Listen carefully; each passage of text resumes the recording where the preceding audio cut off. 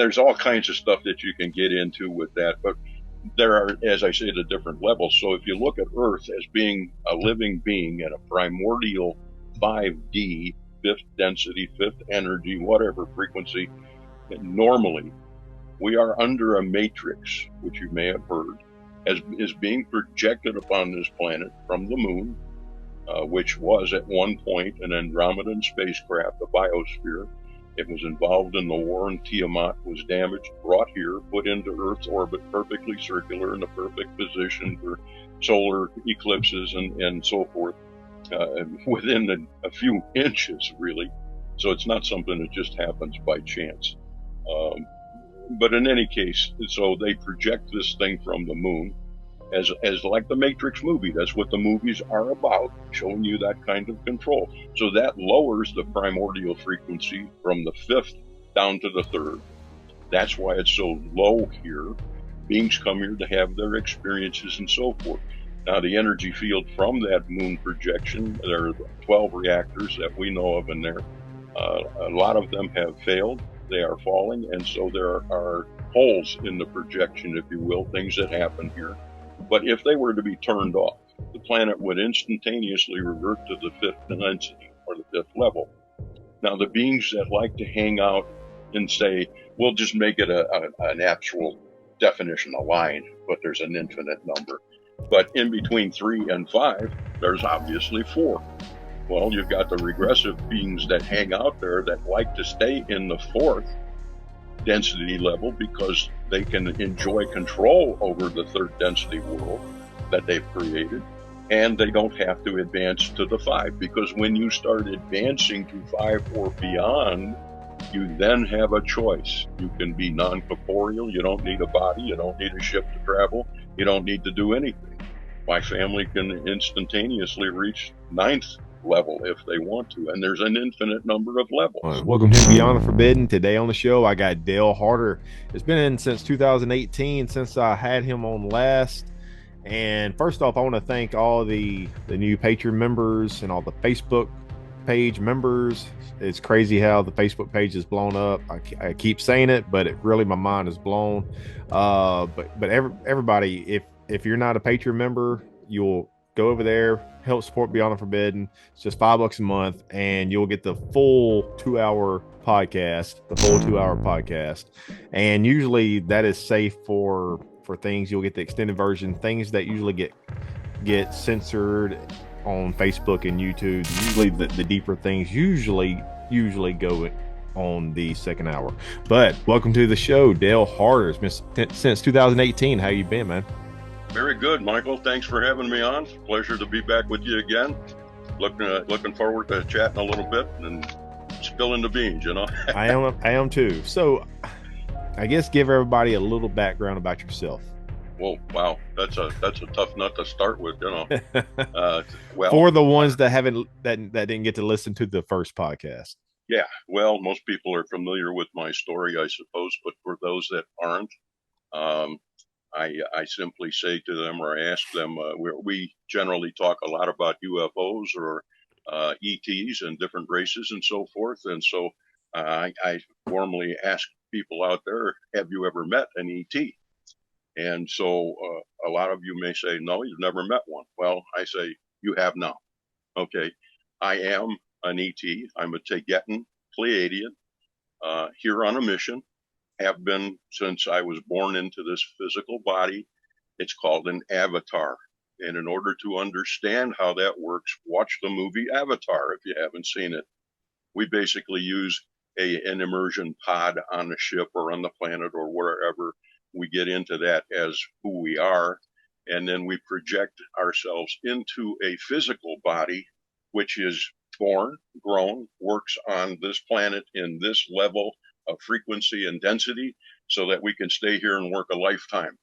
As we are on the ship, we're in a 5th density or higher level of frequency, if you will, and therefore we cannot just walk down here and stay here and work for more than a few hours at a time without taking special precautions, because the energies are so different, it would literally kill us. In fact, connection with or exposure to that energy has even killed 2 of my sisters in the last couple of years. working from the ship above us. So we have to be very careful of that. And even us at higher frequency levels, myself and Goja at Cosmic Agency, we experience the same thing. So our time in contact with them is limited. Anyway, so I am a living, breathing ET. I'm from the planet Era in the Pleiades system. I came here in the mid 50s to part of a vanguard group to help humanity, to serve is my purpose, to help humanity make the transitions that we're now experiencing. And so it's been quite a ride. And I know I don't look anything any different than anyone else. And on the outside, I'm not. On the inside, I'm totally different. I do have some physical characteristics which are different too, but the birthing process is the same. We choose how and who and what when we do that. So that's I came in with full, unlike other star seeds on my mission, I came in with full knowledge of who I am, what I am, where I came from, everything. So even as a baby, I knew all that stuff. So that's basically who I am today. I've had to grow into understanding and the wisdom for that knowledge. And it's kind of like every time you have a new experience, you go, oh, wow, that's what that meant, or this and that. So it's an interesting process, and that's been an ongoing process for me all my life. But I do bring with me the memories of my family, of the ship, of the family that I speak to on the ship, and so forth. So I did jot that note down. I'll ask it here in just a moment. May keep it a little bit towards the second hour because it may get a little controversial, Oh, no possibly. problem. What I was going to ask you, and yeah, we're used to that. something you mentioned before the show. So, Yeah. and I would like to bring it up, but Okay. so what age? How old? Some of these things I will be rehashing from the first hour, just because I have a bunch of new listeners and things like that, and I will also give the first interview that we did. It will be in the description for everybody to check out. But at least for the first several minutes, 10, 15 minutes, we'll rehash a lot of things that we did. But how old were you when you found out that you were a Pleiadian alien hybrid or whatever? I knew from the moment, as like I said, as a baby. Essentially, I was about 3 months of age when I was left in a basket, essentially, and adopted. Okay, but I came into the physical body, and I had the memories of home, my family, or not so much my family. That was one of the aspects that I had decided, along with uh, my brothers and sisters, that it would be best not to bring with me. Okay, bringing technical knowledge and things like that is one thing, and where you live and so forth. But if you have a family, if you have a wife, if you have children, that might interfere because you might get to a point where you miss them, and that could interfere with your mission. So I chose not to bring those memories so much with me. At this point in time, I do know quite a bit of that information because I have been in live contact with my family on board the ship and otherwise. So, but it has not affected what I have to do or what I'm doing. How often do these contacts usually happen? Because you said that there's a ship over Earth. Yeah. Of course, I would assume that it's cloaked. How often do you get contact? Is it more in the physical? Is it more through the mental process, through dreams, through outer body, or other means, or is it literally in the physical? And yeah, go ahead and go a little detail about that, Dale. Okay. Well, our ship is called the Toleka. It's a large cruiser. It's in orbit most of the time at about 307 miles up with our crew complement. To give an idea, the ship is roughly a mile and a half long, about 77 yards wide in English terms. And so this particular cruiser has been here and basically stays here most of the time. Every once in a while, they'll go home and they'll resupply. They'll get a little bit of a new crew complement, things like that, or people will be rotated out, that kind of thing. So it's a relatively large ship, but there are bigger, much bigger, and so they've been here since 1952 and interacting with Earth, with various political people, and so forth. So when we have contact, when Goja, myself, when Robert, when we have contact, it is live contact. We never, ever do channeling. We do not do guesswork of any kind. It is like you and I speaking right now. Okay, so our contacts are always live. And so we've even had occasions where we can talk like we talk on a telephone. We don't do it often, but they do use the medium of the day. And what that means is that in order to interact with us here and to interact with earthlings or whomever, they must use technology that is no higher or no greater than the technology that humanity currently possesses. So they work on computers much as we do, even though it's AI. And so therefore they have to type and they have to talk or they have to speak in a microphone or this, that, and the other thing. And we do that. So we have exchanged voice directly. We have exchanged computer typing directly. But it is, we want to stress that it is a live contact. It is never pre-recorded or anything like that. It's not channeled in any way. We did that. I say my family and the Pleiadians have done that many years ago. But what they found with the channeling aspect of it is, and this is no disrespect to channelers, is that the channeler themselves tends to put a little bit of the flavor of their own personality into the channelings. And sometimes that information can be misconstrued or might not come out exactly the right way. So there's influences and things there. They found that it wasn't exact enough. And so they stopped doing that a very long time ago. Up until, say, 2 or 3 years back, they were in contact with many different humans on this planet, including Goja and myself as part of the crew. But because of that, the thing that I mentioned about the interactions of the energy being detrimental to them, that has been cut down a great deal. Goja has been in direct contact with them over 5 years, and me just a little bit less than that. So I had the opportunity to meet them, greet them, and then be told who I was and what I was when I already knew it, but it was a confirmation. So we got our own files, if you will, our own dossier on who we were on the ship and all that. So we have our crew numbers, we have our file numbers, we know who exactly we are, what we've done. And, if you didn't know that ahead of time, then it all comes back. In my case, it was simply a confirmation. I already knew it. So it was really great for that. But it is a live contact, one of the few that is that way. Unfortunately, it is governed by, and people are going to go, what? It is governed by the Prime Directive. Okay.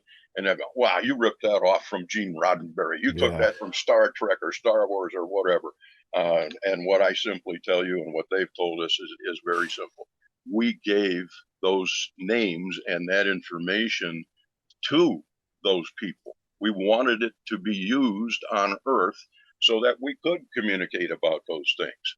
All right. So the Prime Directive and the various terms either have been changed a little bit to correspond to English words or different stuff. Not every Tegetan speaks English. Not every Tegetan speaks every language, but the majority of the team that is in contact with humanity has been trained for contact. And so, the closest thing to Tegetan on the planet is Navajo, our native tongue. And so that's probably the closest language and does bear a lot of similarities because they had contact long ago. Excuse me for my ignorance, but what's the difference between Tegetan and the Pleiadians? Well, the Pleiadians as a group can be upward of as many as a dozen races. All right, they are all called Pleiadian. They've all originated out of the Lyrian systems and so forth, migrated to the Pleiades or the Seven Sisters for various reasons. They are not Tegetans.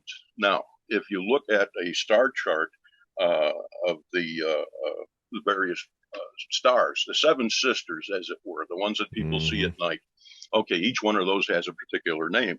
And our star or our sun is called Tegeta, and therefore we refer to ourselves as Tegetans because we're from that system. Now there's the Alcyone and there's Merope and Electra and all the others. Uh, those stars have their own systems and their own planets and other beings. So when we talk about something the Pleiadians have done or are doing, we specifically say Tegetans because we know exactly what we're doing. But when people come to me and say, "Oh, I had a dream and I talked to the Pleiadians, and oh, and I met the Pleiadians," isn't that? That's not our group. Okay, I know that for a fact because I know who we're in contact with, and that's okay. So my only word to them is to be absolutely certain, because today there are a great number of, shall I say, regressive races and various other interactive races that one either do not belong to the group or federation that are bound by the prime directive. And so they can come in and say, abduct people, do anything they want, and say, oh, we're the Pleiadians. Well, the people don't know the difference. They're traumatized, and therefore the blame gets put on everybody, and it's not. It's not that way. So so there are certain factions out there that do not go by the prime directive. And Absolutely so. Yes. so which ones are they, to your opinion or knowledge, that don't go by the prime directive and are committing these malevolent acts? When I sit at my home here and I invite the ships and things to come and visit, which they do often, and it's not necessarily just my family for a visit. I mean, I've seen every manner of ship in every manner of form, whether it be a light ship, an interdimensional crest riding it, or a physical ship in every kind of shape you can think of. But if I call for any visitation, I always give the races that I'm familiar with, and that may be more than a dozen that I spell out, and others, and I leave it open ended. But I always qualify it by saying, if you are benevolent, if you have no great agenda of your own toward using humanity for your benefit and not ours, then please contact me or let's have a little powwow or whatever. But there are specific races that I choose not to have contact with, and I have in the past, and find them to be rather difficult to deal with or regressive in nature. And so, of my own opinion, okay, because I've chosen this method, I still respect them, I still love them, but I choose to do so from a distance. All right. So, as funny as that may sound, but when I do the invites, I typically will not invite the Greys. I will not invite the reptilians or the Dracos. I won't invite insectoids or mantids. Now, there are some of those races, some of those beings that are good, have converted to the good side and are very good. But I personally don't have the time to sit and try and sort it all out and figure it out. So I just say, hey, I'll love you from a distance, and at some point we may meet up. But I have met some of them. I don't enjoy meeting them. And like the court greys, they are basically manipulated and used by many races as minions. Okay, so and they can be of many forms too. There are many different races of greys, tall, short, and they can be androids, they can be hybrids, they can be chimeras, they can be all kinds of things, as well as beings. And so, it's really difficult to know the difference. Daryl Sims believes that he's mentioned, he may have other beliefs too, but he's mentioned a few times, once in person when I interviewed him in Houston at the Scott Answer UFO conference. And also, I think a couple months or last summer when I interviewed him, he said he's known for saying that the Greys are made, hatched, and cloned, or made, hatched, manufactured, and cloned, Yeah, or in different order. But all of those things. Yeah, yeah, like I just all mentioned. those things. Exactly. He Yeah. might believe in other things too, but he always says like the great and maybe they are the Ajiji of old. Maybe they are the worker bees. In a Who. sense. Yeah. In a So sense. let me see. I do know Daryl. I have spoken to him and talked with him many times, and I respect his work. And he's done a lot of it. He's done a lot of research. But I will clarify from my point of view. That of course he told me that, oh well, I'm a Tegetan or they're Tegetans and they're not to be trusted or this, that, and the other thing. I think that the problem that's going on out there right now is that a great number of races are using Pleiadian names and or placing the blame on Pleiadians for doing things that they're not doing and getting away with it in that respect. And if you look at a lot of the researchers that are dealing with abductions, which are horrendously difficult for the abductees, and the things that they're doing and the stuff that Daryl's coming up with, they are predominantly on the negative side. And therefore, the world we live in seems to exacerbate that because all the news that we get is negative, negative, negative. I can tell you from my point of view, from our point of view, we don't do abductions. We don't do implantations. Our technology is so far beyond that. We don't need stuff like that. You have a frequency. I have a frequency. Everything in the universe, every atom, every particle, everything in the ether has its own frequency or combination or harmonics, if you will. We monitor people, or if we want to find someone, by their frequency. It's that simple. We plug in the frequency. We know exactly where they are at any time or whatever. We don't have to tag you like a cow. That we don't do things like that. Yeah. And we would never invade people's privacy unless they are ready for it or ask for it in some fashion. That's against the prime directive altogether. So I suppose extending that metaphor a little would be that humanity sits here and goes, why don't they come and help us? Why don't they do this? Why don't they do that? Until humanity wakes up in enough fashion, enough form, and all state together, we need help. Will you please help us? We can't cross that line. My family can't just come in here and go, ta-da, here we are. They won't do that. That's breaking your free will. And so you have got to go to the point where you're ready and you're asking as a group, we need your help. Will you please? And then, sure, no problem, because it's no longer breaking the free will prime directive. Yeah, and also I I like to think of us as we're kind of like a test or almost like an experiment. I'm not saying like experiment of malevolent purposes. I'm talking about more of an experiment of how far can we advance ourselves consciously, with each other, love, relationships, family, friendship, building things, exploring the stars. Like the possibilities are endless. Just the evolution of our species, and not just in the egotistical form of technology and things like that of that nature. Just because you have any race out there, just because you have technology doesn't necessarily mean that you are one of the good guys. Exactly. Um, so let me see. You said something right before, just a while ago, about y'all. The ship came here in 1952, correct? Mm-hmm. And so Eisenhower met with who in, I think it was 1954. Was that the Greys, or was that some other? Now Because you're talking it's, about the Treaty of Greada. yeah, Yeah, and to my understanding, one of my sisters, Rochelle, was actually present at that meeting as well.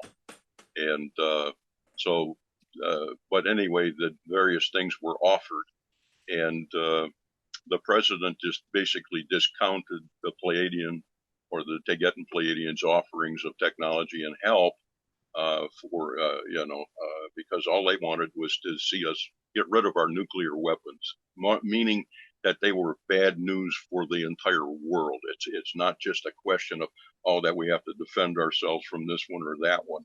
When humanity wakes up and realizes that we're all one to begin with, we don't need that stuff. And I'll explain that a little further because your statement ahead of this one, I agree with 100%. All right, this is a test, and it is the opportunity for the beings that are here to grow, to expand, to learn, and all that kind of stuff. And so it presents an opportunity. And that would be great if that opportunity were not manipulated in a certain fashion. All right, you have the cabal, you have the regressive races, you have the negativists on the very top, a very small percentage, but nonetheless the power that use these laws of karmic karmic return and action. And what they do is they take the loopholes, all right, within the operation of the society. They take the loopholes and they entreat humanity to do their bidding to themselves. In other words, they'll plant the idea and then let humanity do its own bidding or do its own destruction. And that way they don't incur any karmic wrath or anything whatsoever. So they're very good at leading and planting and so forth. And every action that these beings do or perpetrate or are part of is given to humanity ahead of time in our media, in our science fiction, in our movies, in everything around us. All right. So every movie and everything that we're exposed to basically has the plans that they have in format and are undergoing in front of us. So we tell people, take a look at a lot of that stuff around you. Okay. And I can make or cite precedent for a lot of those different things, and we may touch that at some point. But yes, I believe, we believe that humanity at its baser level is good. Humanity and humans in general are good. When you've got the world in the condition that it's in, it's only 0.01% or less of the people on the top end in that cabal and so forth that are causing the issues. You How would are think that how are they your controlling? neighbor, How are they controlling the many though? they are controlling the many through media. I Everything agree. that Yeah. you run into every single day is part of our media, whether it's printed, online, transmitted, television, whatever. That is how we communicate in the world today. All right. So, what you believe about the Russians or the Chinese or any other country in this world is basically planted in you every minute of every day from every angle. You don't know who to believe, what to believe, where to go, or otherwise. Now, I've Mm-hmm. been very fortunate in that, Michael, I have traveled a great deal of this planet, seen a great number of people. That's been one of the things of my mission in my life. I have learned, well, one of the things a human has to do is they have to learn everything to know whether they like it or dislike it. I saw that too. It's Uh, it's my light. okay, It's that not was the batteries. I have another light also, it but was a blink or a flash. Yeah, I yeah, saw if I start compulsating, we'll just finish. that. Weird things happen. Yeah, but anyway, these things are planted in us, and uh, so they're given to us, and they steer the mass consciousness, if you will, in various directions with this medial response, and as well as social media, whether it's Twitter or Facebook or any other thing you can think of, and it's all controlled in that fashion. But with my traveling, I've met so many different people. I mean, I've traveled to places I couldn't speak the language or anything like that. I didn't need to. One of the things you have to do is stop listening with your ears and listen with your heart. I agree I with never that. ever I agree had with a that, Dale. Yeah. problem. Never. I could communicate with anyone anywhere and never had a problem and enjoyed the process. But I found that people everywhere are just people. Yeah. They have all the same needs and desires. They want to be well. They want to have enough for their families. They want to be successful or feel good about themselves or otherwise, but they are not all intent on nuking the world. Mm-hmm. That is something that is programmed into us and that we follow on a daily basis. And a very good friend of mine, Jordan Maxwell, always said that we were Yeah. wrapped into the Babylonian money magic system. We eat, sleep, and work. And the way I see it is that many people eat, sleep, and work, and they may have a hobby. And if they're really lucky, their hobby may be their work. This is my hobby right here Right, right. because I had the typical well, it's not 9 to 5, but I got the typical hamster wheel job. You know what I mean? Like Right, everybody right. else does out there. We're on this perpetual state of just where we don't have time for anything. And when we do have, and especially whenever me and my wife have a 6 month old child, Exactly. and then whenever this is your hobby and your passion, your love for seeking the truth with everything, alternative history, the occult, the paranormal, life out there in the universe, Yeah. just everything, everything in between.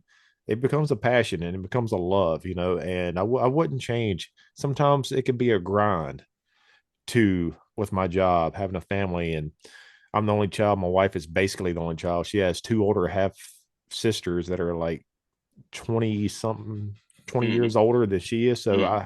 So we have to take care of, I basically have to take care of her parents, to like do certain things. And I got to do things for my parents. And we have and my wife's about to be 39. Yeah, about to be 39 in July. And I just turned 37. And then we got a 6 month old child. We had to do IVF in vitro and just everything, the jobs and just how You can get inflation. wrapped up in a hurry. It does. But thing is, I wouldn't change anything. Sometimes Right. I may gripe and complain, but it's the test. It's Yes. the struggle that I hate to say it, but I'm kind of addicted to the struggle because I know that something good will come at the end. You know what I mean? Right. And what doesn't destroy you makes you stronger, right? Yeah. So so Everything that you learn. so is kind of go what we're talking about. Is there hope for us here on earth? Because yes, everything is in turmoil, everything's in chaos. But That's not the people. It's the yes, people following what they've been fed. but but Okay. but we're still programmed to that propaganda. Yes, we are. And We're addicted to it. but if we come through on the other end, will that struggle make us even stronger though? If we don't succumb during the struggle, yes. That's a fine, we're walking a double edged sword, and that's the way it is. There are a lot of humanity that are awake, and there's a great deal of beings here that are not human. There are ETs, there are chimeras, there are androids, there are ET races that are cloaked with holograms. There are all kinds of beings here.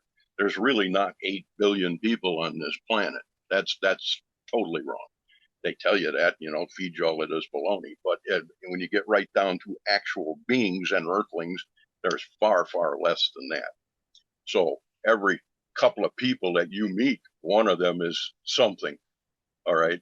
And, so, but the point of all of that propaganda and all of that media is to keep your brain completely wrapped up and completely active, dealing with all those issues every minute of every day, as you just stated, so that you don't have time to sit down and think things through and go, wait a minute, we're not responsible for this, or I didn't do that. It's all the programming, and that keeps you active. But if everybody were to relax and learn each other and treat each other with respect and with love, they would find out, hey, we're all pretty much the same. We don't have any big issues here. There's a certain group that's agitating this, and that's what's keeping it going. So we go from one crisis to another, to another, to another. So you start off with the COVID pandemic. Forgive me for that, but hey, there it is. Okay, you Uh, start off with that. That keeps humanity completely occupied for a number of years while there are all kinds of clandestine things going on around us and underneath us, above us, etc. Then that starts to wane a little bit. Okay, well, then we got to kick it inside with, oh, it's got to be a variant of Omicron. And then it's another variant, each one to keep us excited and on that roller coaster. Then when all that kind of dies away a little bit, well, we got to have a war with Russia. Okay, is it a war with Russia and the Ukraine, or is it a war with Russia and the United States? You really got to look at that for what it is. And is it a war now with China, Russia, Ukraine, everybody? We're all stepping in the pile here, and we're not smelling so good. But when you get to the bottom of the whole thing, there's reasons and things behind it that are not apparent and that we're not allowed to see. And that's the reasoning behind it. But I posit that every government on this planet of any size is involved with the next. They all know what each other's moves and steps are because they're all part of that upper regime, that upper control, that upper cabal. And so, they've got to keep humanity's minds busy. But when I went to these various places and met all these various people, like I said, they were exactly like I would expect them to be. They were wonderful. They were easy to talk to, easy to get along. I found them kind and loving and gentle. Did they have the same problem? Sure, every one of them had the same problems. Didn't matter what country you were in. My wife here is Chinese. I've been to China many times. I can tell you it's a beautiful country, beautiful people. And I have a fabulous family in China, about 14 people, elders and all. And their cities are gorgeous. they're not like everybody imagines them to be, and everybody They're wearing the evil. same color clothes and everything. This is not Mao Zedong. No, at this time, President Xi is trying to recoup that, but they have technology every bit as good as ours. They have clothing every bit as good. They have cities that are far more beautiful than ours. So these things do exist out there. The problem is they're all kept behind the walls, and we don't want anybody to get together. Now, imagine if all of humanity woke up and we all got together and compared notes. What do you think would happen? We'd all go, "Holy crap!" you know. So that's what it's all about. It's keeping us wound up all the time, and every time we kind of slow down a little bit, then there's something else to take its place on a worldwide level, and that's where it's at right now. So Yeah, the regressives and cabal are really got the ball rolling. we're in this manufactured chaotic conundrum that was, that was artificially created, and and we look at the world, and it comes from the ego too. I know you got to have ego. You got to have that fight or flight sometimes. It just depends on the situation, and ego can be a beneficial thing to have. It's just the use, just like with technology like it's great. I love it. I say it all the time. We wouldn't be doing this right here, wasn't because of technology, but it's the use of it. Precisely. Just like with ego and with everything else, we look at the outside world and we want to, just like, man, my mind's going everywhere. Just like with I UAPs, hear you. just it's the threat. Everybody's a threat to our democracy. Everything's falls under the national security and things like that. But I say, and Jordan Maxwell used to say it all the time, and many other researchers, man, let these SOBs in the White House and everywhere else, because every country has their own puppet masters. You know what I mean? An agenda. Yeah. Yeah, let them fight it out, man. Like I say keep lock me them out up in of a it. room and let them beat it out, but leave the Yeah, rest of us alone. Because like I don't feel that way about my neighbor. I don't feel that way about my neighbor. These are the greatest people around me. They're wonderful, and people are people. And every once in a while you run into a nasty.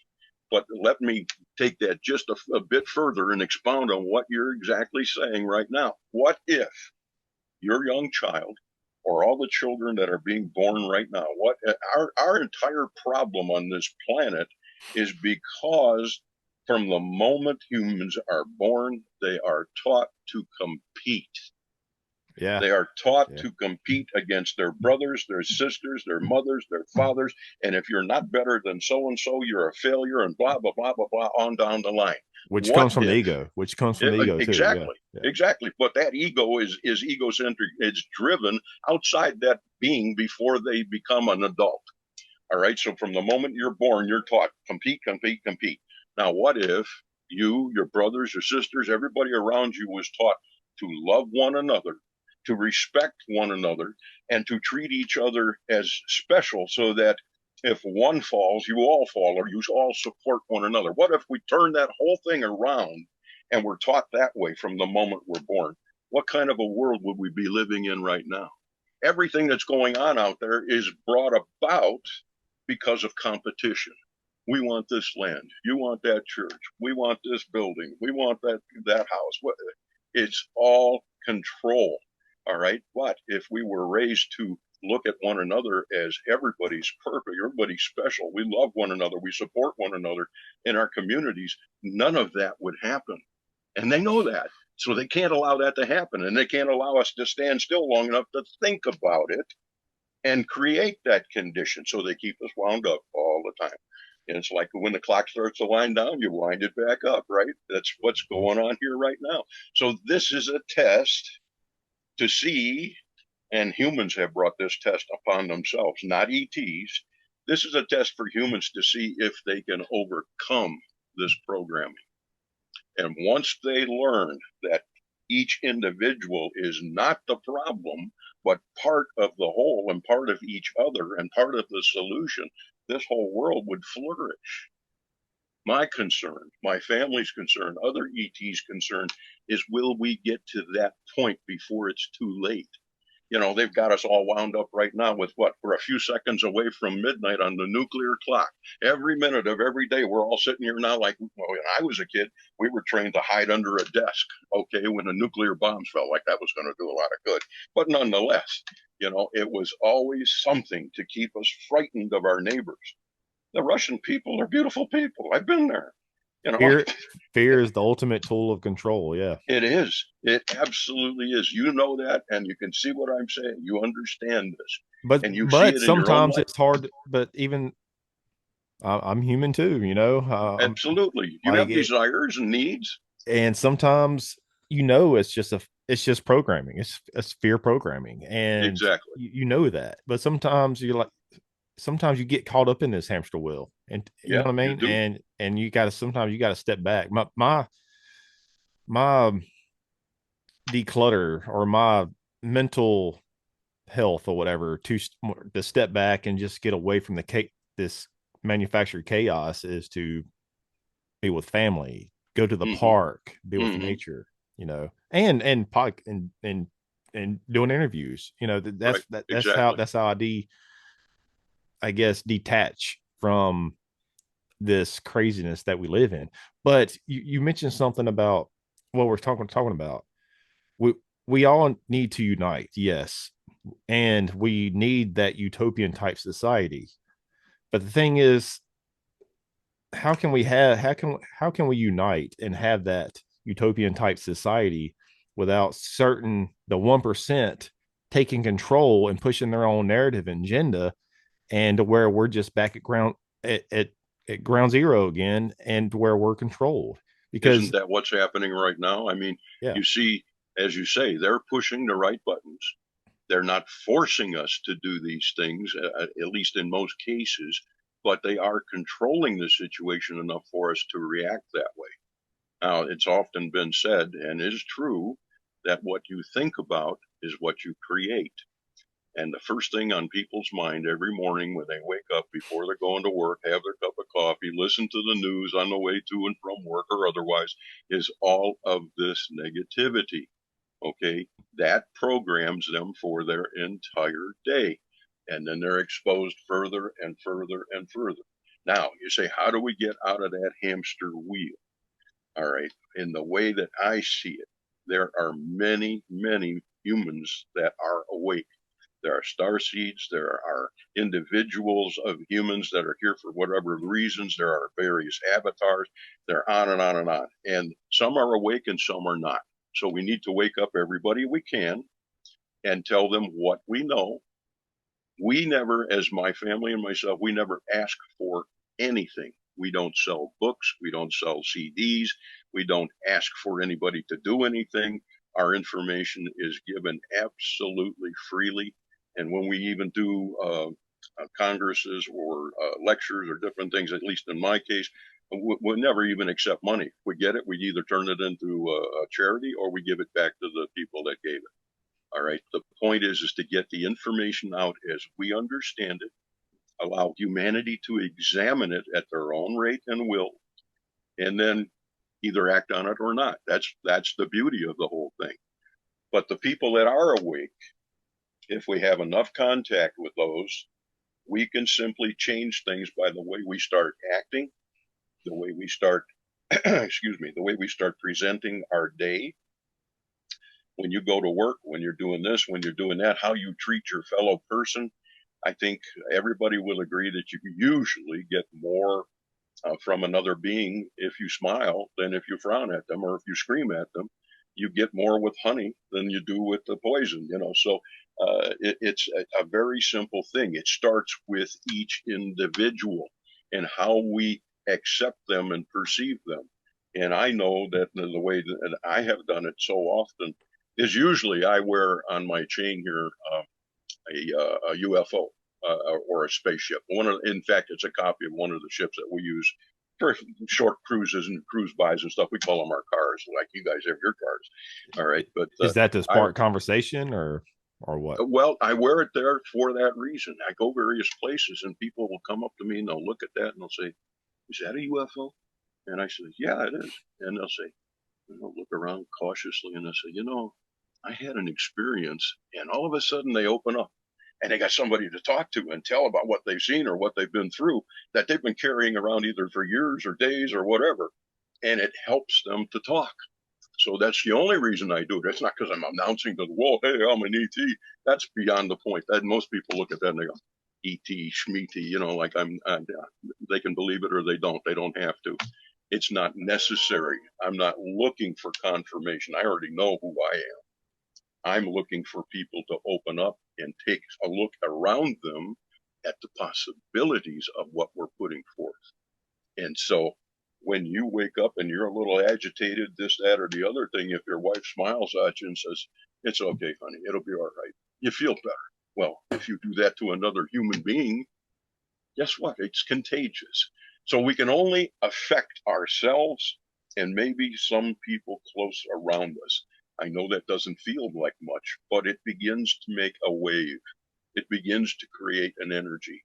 Now, if half of the people in the United States stood up tomorrow and all agreed that we're paying too much money for the price of gasoline, and we decided to boycott for one day, what do you think would happen? Oh, well, they would panic, and then they would probably drop.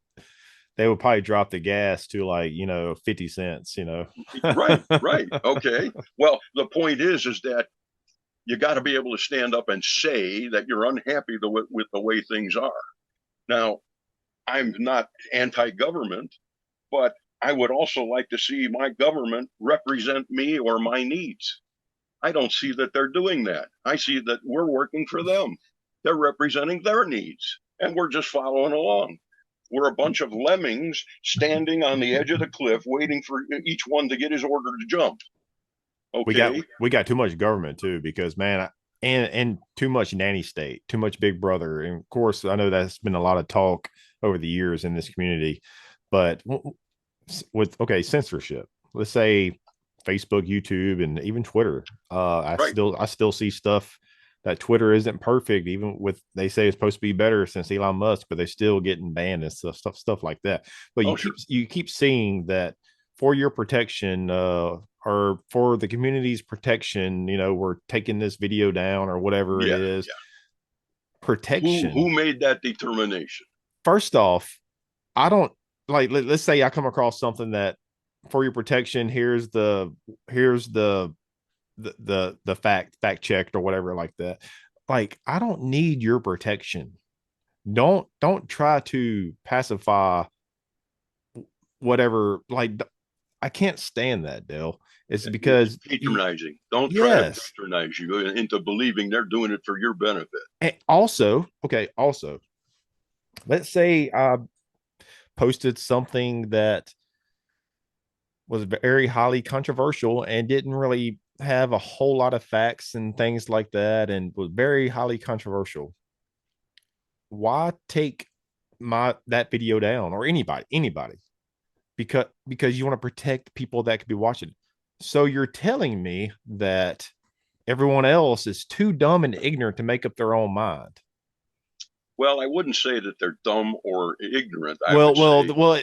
It yeah, I would say that they have been duped. metaphorically, Yeah, that's what, let people make up their own mind. You know what I yes, mean?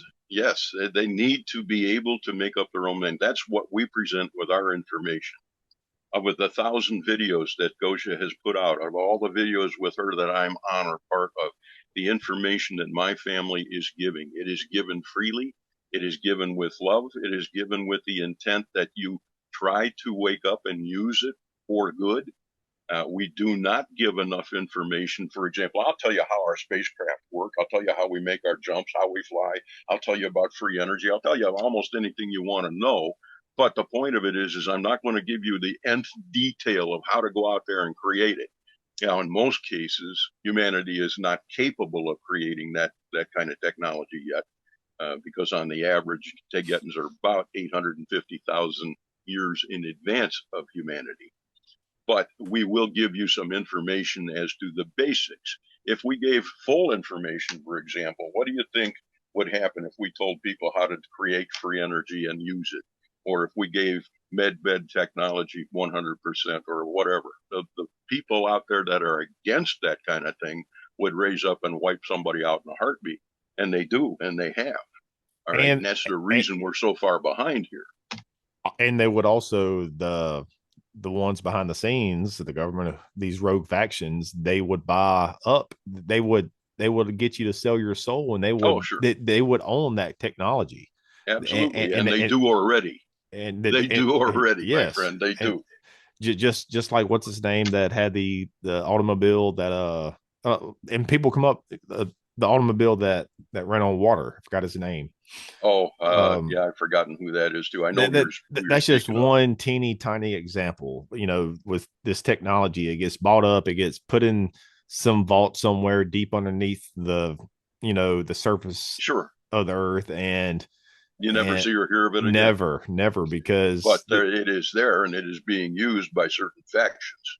And so the black projects and the black aspects of the space program and different things, of which part of it I was part of, it even amazed me to find out the truth of some of the things that I thought were real and are not. So, you can dupe people easily. It's not that hard. The aspect, the problem is that you've always got to keep your mind, your eyes, your ears, everything open. Keep your heart open. Look at every detail, and you'll know you are created in the essence of the source with the knowing of what is right and wrong. There's not a single being on this planet that does not have that within them. All right, knowing what is right and wrong. Okay, you don't need to be taught that aspect.